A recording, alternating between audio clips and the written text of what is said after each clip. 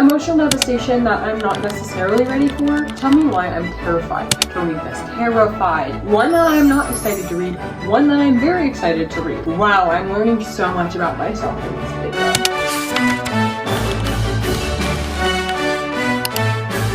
Updated physical TBR tour. That is what we're doing today. I've been on a mission this year to cut down my physical TBR. I want so badly to have a physical TBR that can fit on this cart and that is full of books that I'm excited about reading and that I've bought recently because I'm excited about reading them. It is June. We are at the midway point in the year approximately. So we're going to check in and look and see what my physical TBR is composed of, how I'm doing, my goals for the second half of the year, just kind of a reflection and an updated count on my physical TBR. Let us consult my Notion. In the beginning of the year, I made a Notion list of all the books on my physical TBR. One of my reading goals for 2025 was to get my original physical TBR, so the physical TBR that I started with on January 1st, down 50%. I'm now well over 50% of the way through that physical TBR, which is amazing. I had 94 books on my original physical TBR, and I have completed or unhauled 57 of them. I have 37 left to go. I've already reached my goal for the year. Also, just for my 25 in 2025, I've completed 16 out of that list, which is pretty darn good. Let us go through my TBR cart now and see what we have left on this physical TBR. Should I start from the top or should I start from the bottom? I might completely take everything out while I'm doing this and then reorganize it. I think that's probably my plan. We're gonna start on the bottom. There's some new releases, there's some new things, and then there are some very old things. I want to add one book to the physical TBR that I cannot get physically, and that is Manacled by, I don't remember the author, but Manacled, that Wattpad book, before it got taken off of Wattpad AO3, whatever, I downloaded it because I wanted to read it before Alchemized came out this year. The first book I pulled off the shelf is Wild and Wrangled by Lila Sage. This is the fourth book in the Rebel Blue Ranch series. I want to get to this quite soon. This follows Camille and Dusty, and I think this is the one that I'm the most excited for in the series. They're all pretty mid, but entertaining, palate cleanser vibes, and I just think that this is the one that I'm most excited for, and I'm excited to finish the series to get another series off of my in the middle of list. I just love these covers though. The cartoon comic book cover, chef's kiss, honestly. He looks like he's wearing scrubs. I don't know if he is wearing scrubs, but if he is, I think I'm already addicted. Next we have a newer edition, which is Problematic Summer Romance by Ali Hazelwood, and I'm an Ali Hazelwood stan. She's probably one of my favorite authors. Tell me why I'm terrified to read this. Terrified. I am so scared. I thought I was going to pick this up literally immediately, but the last Ali Hazelwood book I read did not hit, and so I think it made me scared to pick this one up. This one's age gap, so I'm very excited about it, and it's kind of interconnected with another one of her books. Next we have 3 books in the Gold Rush Ranch series. I read the first book, literally finished it yesterday. These are the last 3 books in the series, and I think I'm going to binge them this month. They're definitely in the wrong order right now, but let me go through in what I think is the right order. I think next is A Photo Finish, and this follows Cole and Violet, which is weird because I thought that they'd be the last couple in the series. The frontrunner is book 3, and this one I think might be my favorite cover out of the series. I don't know who this follows. Stefan and Mira. Okay, I'm low-key very hype about this one because Stefan is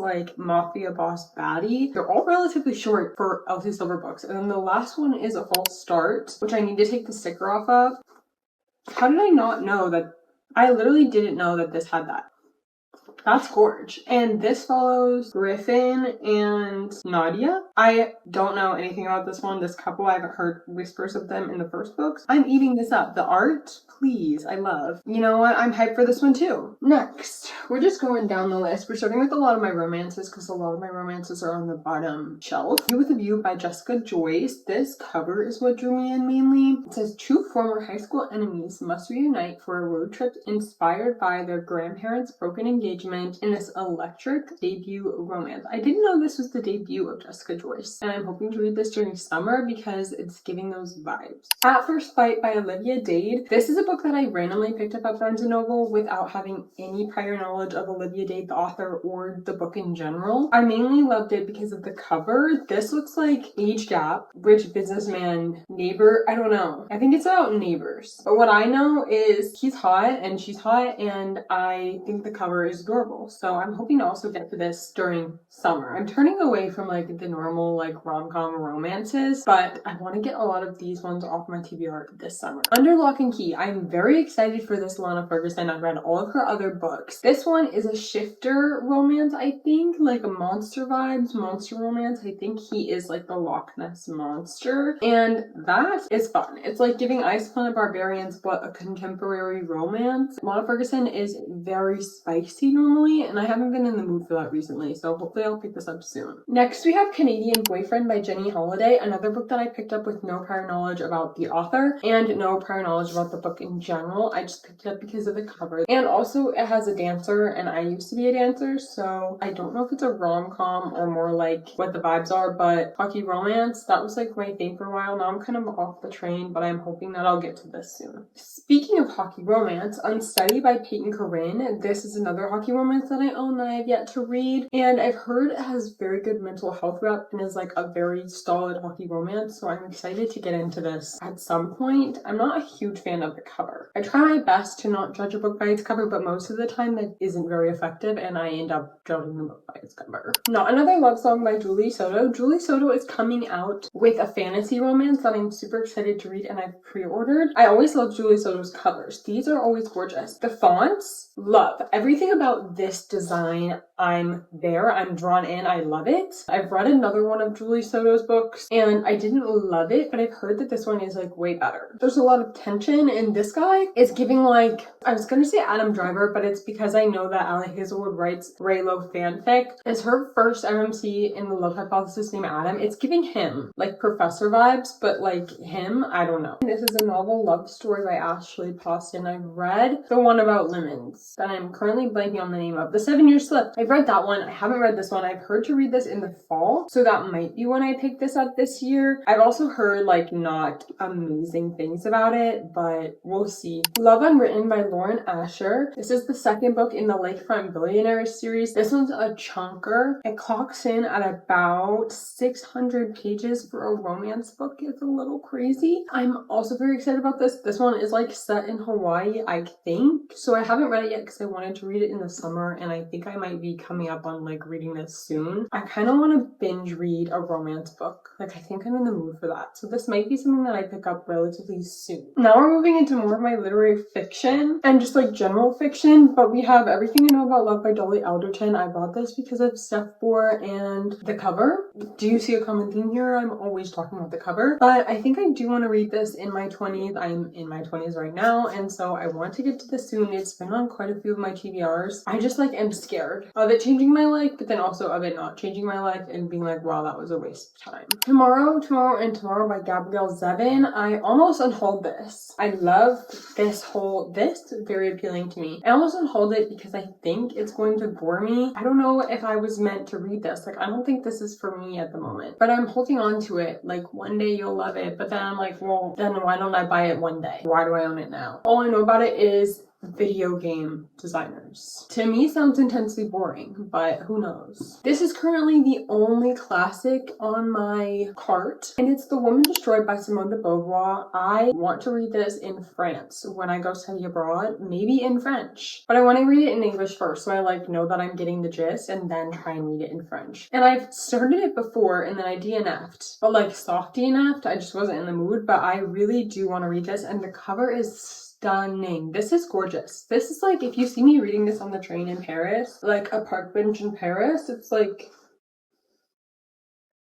hot, you know what I mean? Bunny by Mona Awad, another book I'm scared of. What I think I'm learning about the books on the bottom shelf of this cart is that I'm scared of them. This is supposed to be like cult vibes. I love cult vibes. Like, give me something with a cult vibe, I'm there. I just haven't picked it up because I'm intimidated. The Night Road by Kristen Hanna, another Kristen Hanna that I've meant to get to. I've been working my way through her books, and this is one that I don't hear much about. This Kristen Hanna, I actually do know what it's about. It's about World War II, which I I love World War II content and media. And that sounds like messed up, but it's like one of the wars that fascinates me the most. Because I generally don't like talking about war, reading about war, and learning about war, because I'm like, this could have been avoided. Next we have Like Mother by Susan Rieger, and this is one that my grandma gave to me. I've had quite a few books that my grandma has given to me, thinking that I'll like them, and a lot of them I do. This one wasn't immediately on my list of things to read, so she gave it to me, and I'm like, I will keep it and I will read it eventually. I don't know what it's about, but things about mothers and the connection, like mother-daughter connection, being a mother, they always make me feel some type of way, and not in the way that I'm like, oh, I want to be a mom. It's like, I do not want to be a mom. So I'm kind of scared of this one too.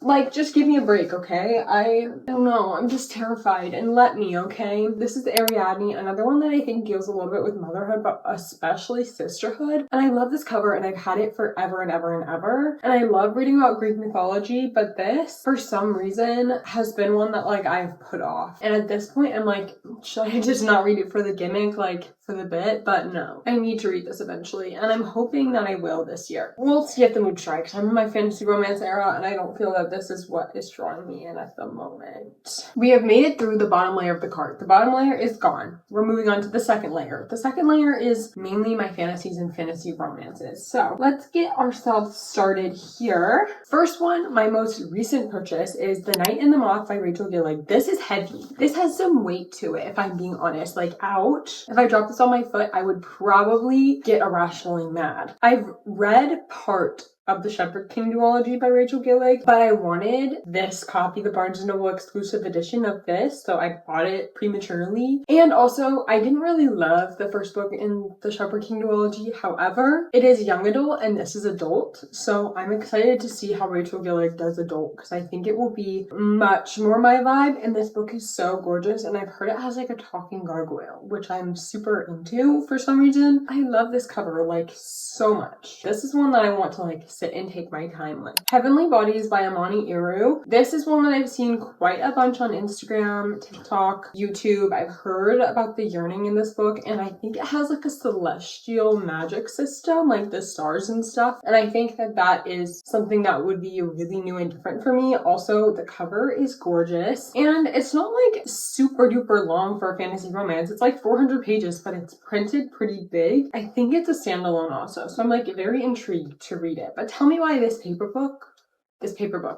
paperback cost me $20.99. $20.99? Does anybody else remember when you used to go and get paperbacks for $9.99? Like, holy shit. Anyways, I'm happy I own it though, and I can't wait to get to it. We have another book that continues a series I'm in the middle of, which is Ashes in the Stalker's King by Carissa Broadbent. I read the first book in this duology this year, I think, like in January, and I wanted to read the second one because I enjoyed it, but this one is way chunkier than the first one, and I'm kind of scared. I'm scared of everything. I'm now realizing. Books intimidate me, but somehow I still love them. This is one that I'm on the verge of unhauling. This is Nevernight by Jay Kristoff. I purchased this quite a while ago, and I honestly have no desire to read it because this is just fantasy and less romance, and right now I'm fantasy romance. So I think this might be one that I end up giving away. Even though I love the covers, I just don't think Jay Kristoff is for me. I started this one time, I got like 150 pages in, it got so intensely bored, it put me into like a 6-month reading slump. So I think this book has just scarred me, and this actually might be going in another pile. I actually think this is, so don't count this towards my TBR, because this is going to a new home. How Does It Feel by Janine O'Reilly. This is quite a short little fantasy romance. It's an interconnected series. Either interconnected or like directly connected series. I just think the cover doesn't draw me in enough. And then I look at my cart and I'm like, I don't want to read that. It's ugly. Somehow I like the one where the face was on it better and it was like creepier. It says a forbidden obsession, unyielding family allegiance, 3 deadly challenges. I think I will be into it. However, it doesn't draw me in and I'm having a hard time picking it up. But I think I will like it when I do, and it's quite short, under 300 pages. There's no reason why I shouldn't have read that yet. We have the next book in a series, which is Barbarian's Hope by Ruby Dixon. I tend to read these right when they come out. I don't know how I haven't read this already. The cover, gorgeous. Love these special edition covers. This one's quite short, under 200 pages. I might binge read this today because that sounds like exactly what I need. I always say they're a guilty pleasure. They're not. They're actually good. I love this world. Would I survive here? No. Love this world. love it. It is so addicting. Like, it's so good. And I think I really want to binge read this series. This might be going on my nightstand. Deal with the Elf King by Eliskova. This I actually thrifted from the place that I sell a lot of my used books. The elves come for two things, war and wives. In both cases, they come for death. This video was a great idea on my part because picking up all these books and explaining to you why I want to read them is making me want to read them. And I've been feeling very unmotivated on this TBR thing. So this is very helpful. We have Phantasma by Haley Smith. This I've heard is like adult Caraval, and that's kind of all I needed to hear because I love the Caraval series and I think I'm gonna love this. I just haven't dove into it yet, and I will eventually. I just am trying to finish series I'm in the middle of first before I start new ones. So all of these books that are in series on my TBR, I've been like actively avoiding. Guys, we have to talk. I'm actively making the decision to DNF the series of Throne of Glass. I know. Let me explain. This is my reread, so I'm up to this book. I've read Empire of Storms. I've read half of Tower of Dawn. I have not read King of Ash. I read the series and DNF'd Tower of Dawn because of how large of a reading slump I was in, and I never went back to it. I might come back to this at a later date, but I've been putting so much pressure for 2 years now to reread all the books in the series, but I haven't wanted to. Like, I do not want to pick this up. Out of all the books on my TBR, all of the lit fic ones that I'm scared of, I'd rather pick up the classic than this. The classic book than this. So I think that is my sign to maybe set this aside and we'll come back to it when I feel like it. Like, why am I forcing myself to read that? Why? It's gonna make me hate it. So why am I forcing myself to read it? I think I'm just gonna soft DNF the series right now. That's my tangent on Throne of Glass. Two Twisted Crowns by Rachel Gillig. This is the second book in the Shepherd King duology that I am going to finish this month. On my life, I'm gonna finish this month. I just didn't really connect with the romance, and I really like the setting. Like, the setting got me. I was super in the setting, like the gothic vibes, but the characters didn't do it for me. So I'm hoping her new adult book that we already talked about will have the setting plus the characters, and then it'll be really good. I'm currently in the middle of the second book in the series, which is also on my Physical TBR. So I'm 65% of the way through that. So it is not in this video because I'm currently reading it, but know that I am in the middle of it and it's on my Physical TBR. This is Mother of Death and Dawn. This is the big girl. That is the third book in the Gods and Monsters, War of Lost Hearts. The War of Lost Hearts trilogy. I love these covers with my whole I will scream from the rooftops how beautiful these covers are. I need to read this. It's probably going to be something that I pick up this month. It's huge. So freaking huge. Almost 700 pages. It is 700 pages. It's 709 pages. The Bridge Kingdom by Daniel L. Jensen. I really want to read this series. I'm trying not to start new series until I finish some of my other series. This one has been put on hold. But I'm super excited for it because I think it's going to be summer fantasy vibe, so I think that this would be a great fantasy to read at the lake or at the beach or something. This is another chunker, and I'm avoiding starting this because, again, series. Intimidated, but also can't have this on my list because I think I will drop everything to read these huge books back to back. And also, I think the series is about to be finished. Is it a quartet or is it going to be 5 books? If it's going to be a quartet, then the 4th one comes out this year at some point. I need to buy all of these books before they're traditionally published, and I don't have matching copies of the series. This is just motivation for me to keep reading my TBR. I'm super excited to get to the series because it's what's the word for it? It's a fantasy series, but it's a modern fantasy, which is called an urban fantasy. Yeah, it is called an urban fantasy. Because the only other urban fantasy I've read is Crescent City, and I'm really excited to experience, which I've heard this is very similar to Crescent City, but I'm really excited to experience something different than Crescent City in an urban fantasy vibe. The Familiar by Leigh Bardugo. I want to read this in the fall. I might end up reading it in the summer. It says, fate can be changed, curses can be broken. I don't know, man. Is this a series? I just love the cover. Zodiac Academy. I am waiting until I am so prepared to binge read and read nothing else other than this series. I know I'm gonna love it. I'm just waiting until I'm so ready to be completely and utterly consumed by this before I start it. Which is probably why I read books that I don't like, because I'm I know I'm gonna love this, so I'm gonna wait to read it. Why? Why do I do that? I'm literally such an idiot. We're on the last row. Contemporary romance series is what the theme of this shelf is, plus some others. We're gonna start in the back here. 2 Penelope Douglas books. One that I'm not excited to read, one that I'm very excited to read. Credence by Penelope Douglas. This is somehow it's related to her uncle. Her father's stepbrother. So yeah, Uncle. I'm not excited to read it, but I am excited to read it because it's messed up. However, Birthday Girl by Penelope Douglas. Ex-boyfriend's daddy trope. So there for it. So excited to read it. Summer in the City by Alex Oster. This book is gorgeous. Also, New York City, summer.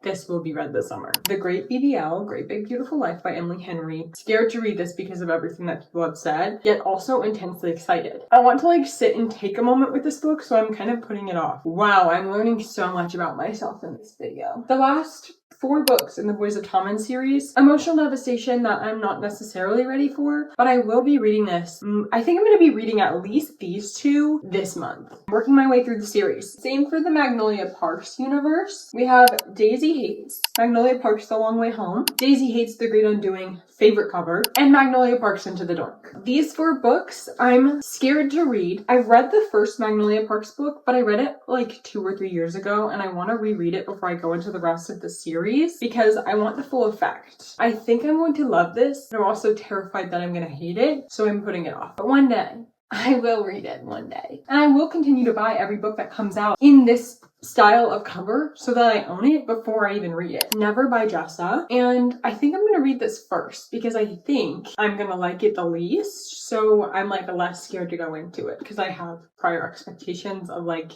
bad. This is probably one of my favorite covers of all the ones she's released. I love Peter Pan. I love the J.M. Barrie version of Peter Pan, so I think I'm gonna like it the least, but I don't think I'm gonna hate it. Also, the last Jessa book we have is Conditions of the Will. No, Conditions of Will. The Conditions of Will. I literally cannot say this title right to save my life. Why would you do this to me? Deckled Edges? Are you serious? I am very excited for this. I like that it's a standalone, and also the teasers Jessa's giving us on her Instagram of a new book. I'm gagged. Those were all of the books on my physical TBR. You can't see them. They are literally all around me. Twist right here, a little twist right here, and put you back. Those are all the books on my physical TBR. Thank you so much for watching. I hope you enjoyed. I don't know what the final count is. I'll put it right here. Wish me luck on finishing all of these. Thank you and good night.